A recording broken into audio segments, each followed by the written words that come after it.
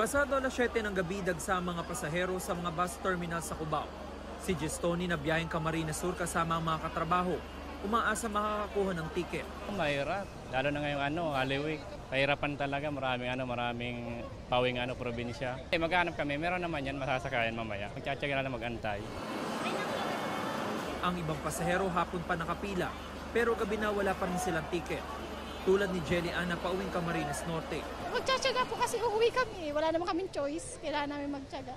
Gano'ng hirap para sa inyo? Sobra ko. Kanina pa kami pagod. Wala kami maupuan. Fully book ang biyahe ng air-conditioned buses patungong Camarines Norte at Camarines Sur hanggang March 29. May mga ordinary bus naman para sa mga chance passenger.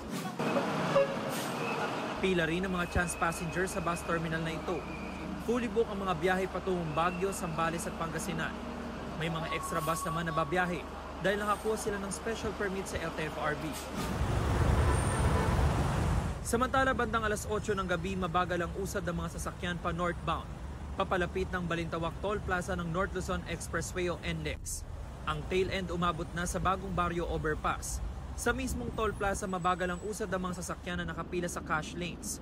May pila rin maging sa RFID lanes.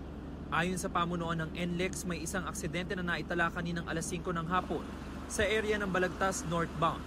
Wala naman daw nasugatan at agad na natanggalan 3 sasakyan na aksidente.